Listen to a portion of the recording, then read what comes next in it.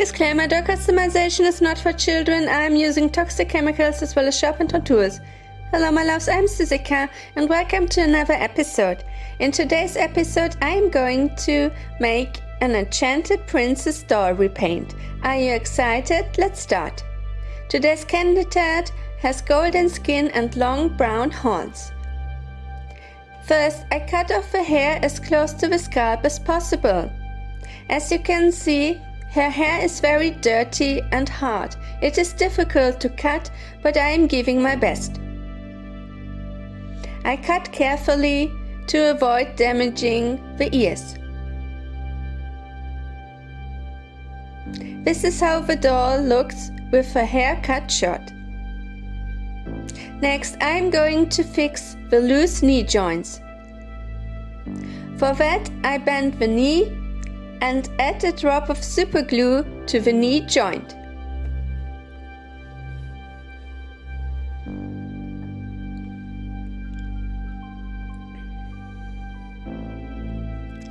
Next, I am bending the knee until the glue has fully dried.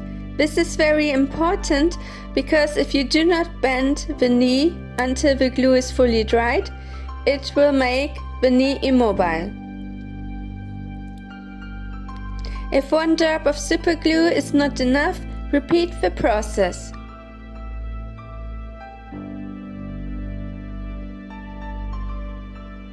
This is a very easy fix. Next, I will fix the loose hip joints. Again, I am adding a drop of super glue to the joint and then I move the leg until the glue has fully dried. Only add one drop of super glue at a time or else you will smudge the leg with super glue. Next, I bring water to a boil when I soak the doll's head in the hot water for at least 10 to 15 minutes. The hot water will soften the vinyl, making it easier for me to remove the head from the neck pack.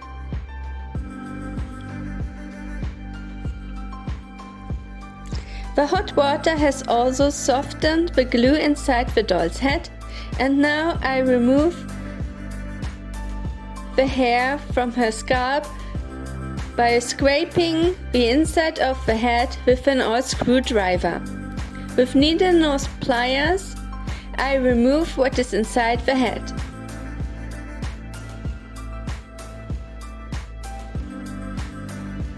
Next, I soak a cotton pad in pure acetone and remove the printed on face. You should wear gloves when you work with acetone. I didn't wear gloves today, but I usually do.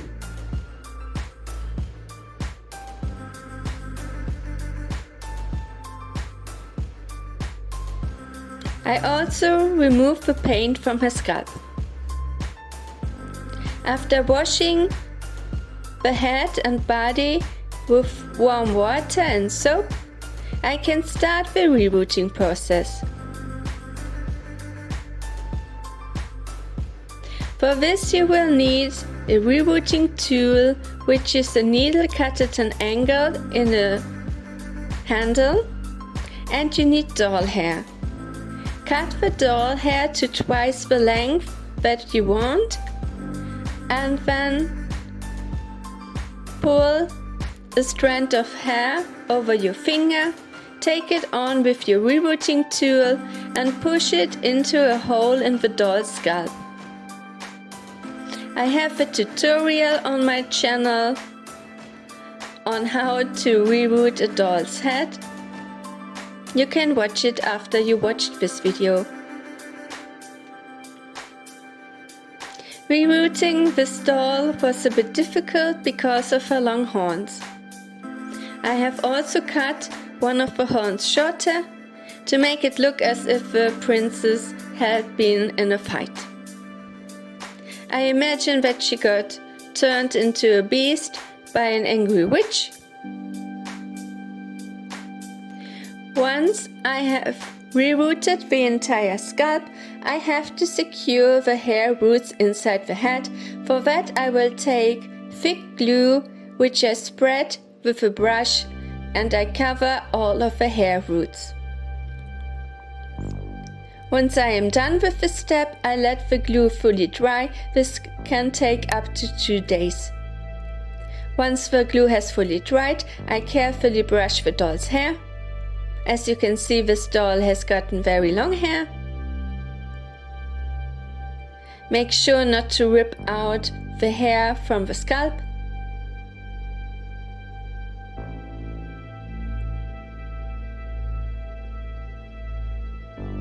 I start at the end of the hair and I work my way up to the scalp.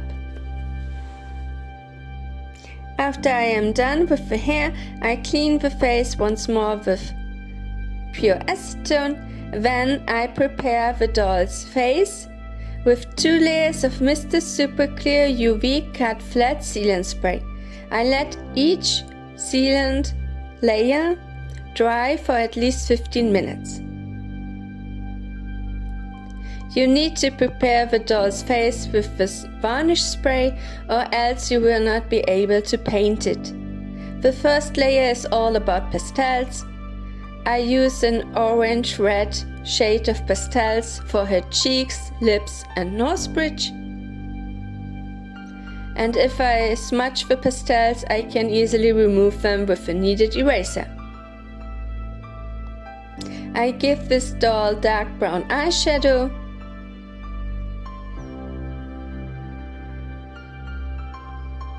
And I add some more pastels to her lips. After that I seal in the pastels with a layer of Mr. Super Clear Sealant Spray and I let it dry again for at least 15 minutes. In the second layer of pastels, I just add pastels to all the areas which I already painted with pastels. This is important to create more opacity.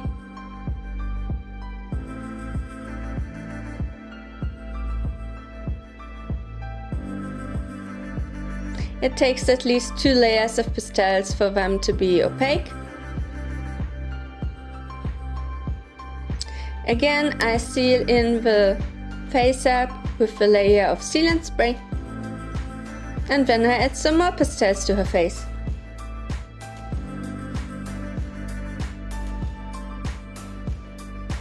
When you are painting a doll face, it is all about layering. Again, I seal in the face up with sealant spray and now I am coloring her eyes with a white watercolor pencil. You will need watercolor pencils to paint on a doll face. I prefer to work with watercolor pencils because I can easily fix mistakes with a wet brush. I give the doll round eyebrows and I frame the eyes with a dark brown watercolor pencil.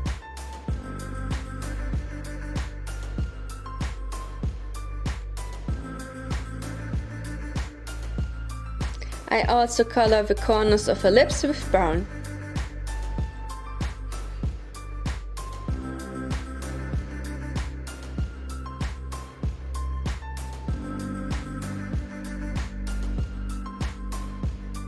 I fix mistakes with a wet brush.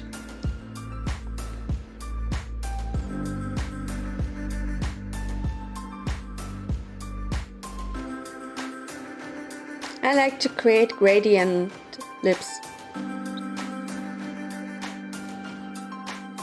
I add a highlight to her nose and to her lips.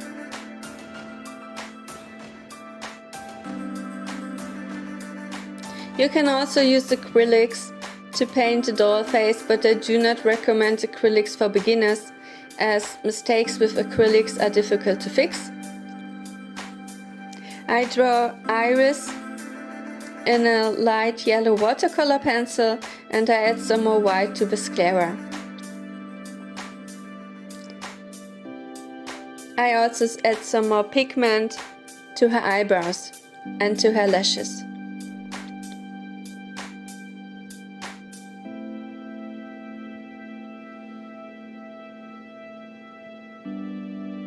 I add some red to her lips and some more dark brown eyeshadow.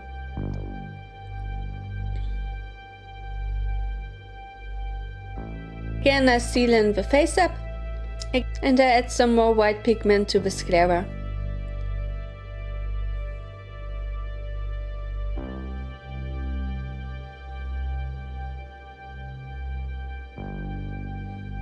When painting a doll face, you will have to work in multiple layers.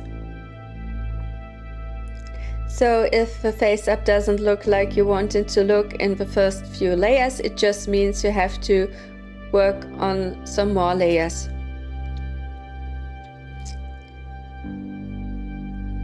I draw a dark brown eye outline for the iris, and then I color the upper part of the iris brown, and I add pupils in black. I also darken the lash line with a black watercolor pencil. Again, I seal in the face up, and now I am working on the lashes.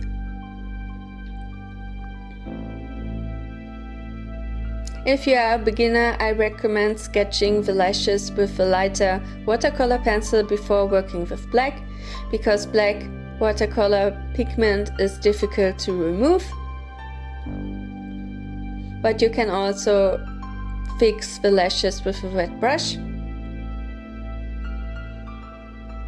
I add some more dark brown pigment to the upper part of the iris and some black watercolor pencil to the pupils, and I draw the outline of the iris with black.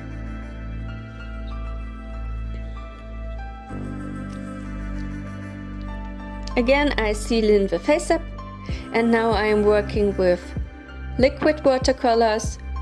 I am adding golden metallic watercolor paint to her iris, and I work some more on her lash line.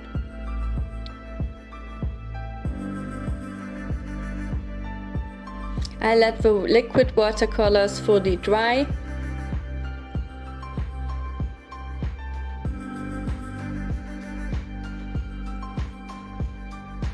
To paint a doll face up, you will need a lot of patience.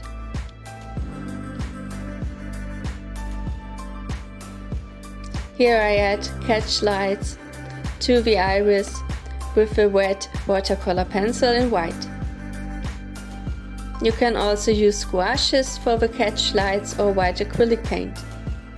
I add golden shimmer to her skin. And then I seal everything in with 2 final layers of Mr. Super Clear UV Cut Flat Sealant Spray. Next, I want to paint the horns golden. For that, I cover the hair, and I use a dry brush to spread a bit of golden acrylic paint across the horns. I am careful not to smudge the face up with golden paint,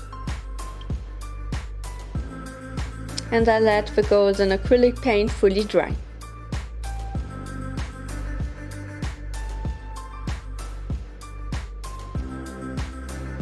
Next, I apply varnish over the golden acrylic paint so that it doesn't peel off. And again, I make sure not to smudge the hair or the face up. I let the varnish fully dry, and now I am working on the doll's body. For that, I spray the body twice with Mr. Super Clear UV Cut Flat Sealant Spray. I make sure to let every layer of sealant spray dry for at least 15 minutes. You have to wear a respirator mask when you work with the spray, as it is very toxic. And now I am adding the same red soft pastels I used on the doll's face to shade her body.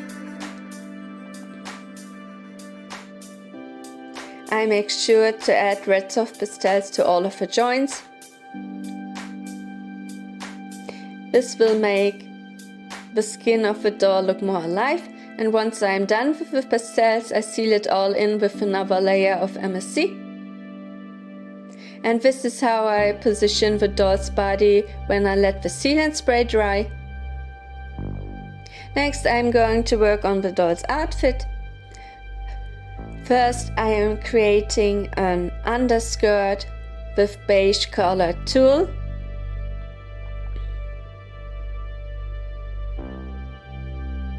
I secure the end of the tulle trim with a drop of glue at the doll's waist, and then I simply wrap the tulle around the doll's hips a couple of times until the underskirt is poofy. I cut off the rest of the trim.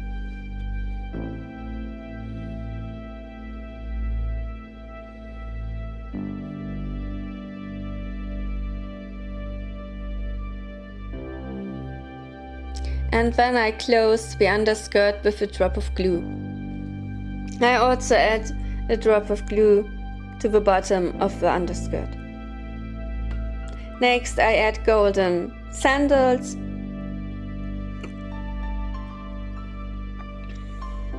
I think the golden sandals suit her skin tone. I add a few charms to her arms and a necklace. So, this is a thrifted cardigan. It has buttons and it has a beautiful brocade fabric, and I will use this brown shawl to create a cape. I cut off a few of the buttons for the outfit. They are covered in the fabric, and then my mother helped me to machine sew a skirt.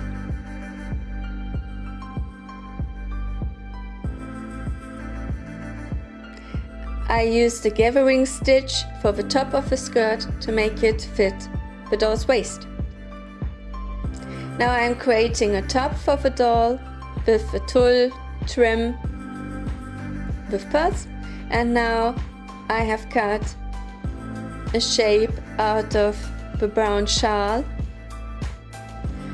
To prevent the edges from fraying, I use faceup liquid, which I apply to the edge of the cape, and I let the liquid fully dry. Then I clean up the edges of the cape, and now I am adding golden acrylic paint to the edges of the cape and to the pattern to make it look more interesting. I let the golden acrylic paint fully dry. Next, I want to add one of the buttons as a closure for the cape. Here I am marking where I want to add the button and the loop with pins. I hand stitch a button onto the cape.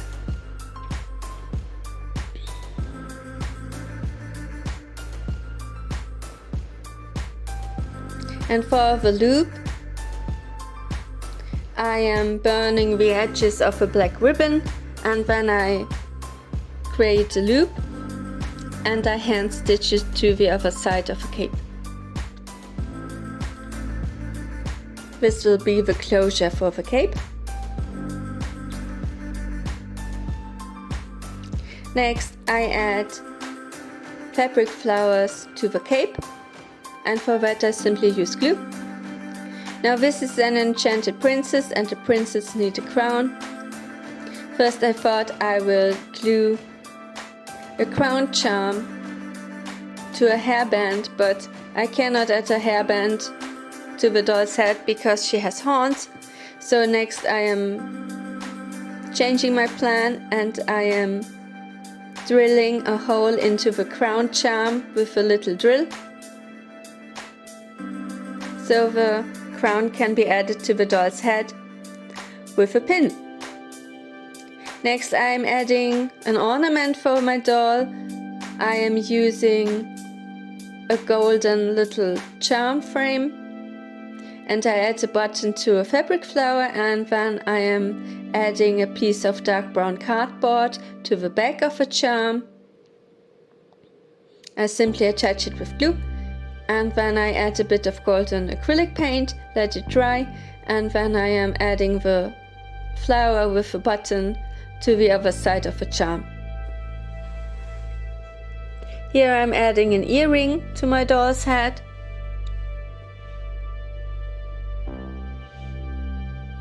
It has a butterfly charm. Next, I heat up the neck hole in the doll's head with a blow dryer and carefully reattach the head to the doll's neck pack.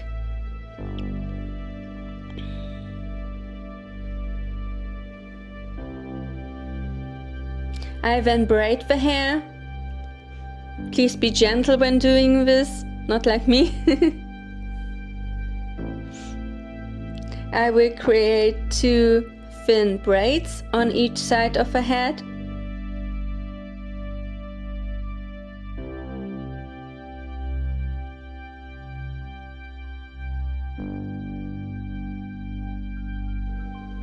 And I create another braid on the other side of the head.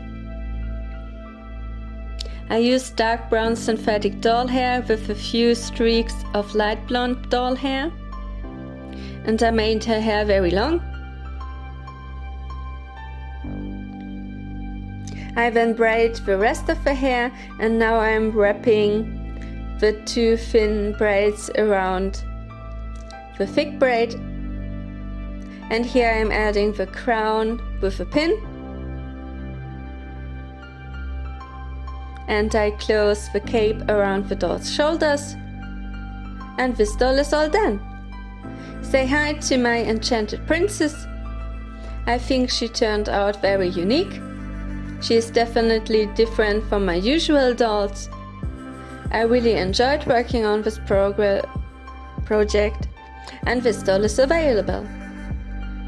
See you in my next video. Stay safe and be creative.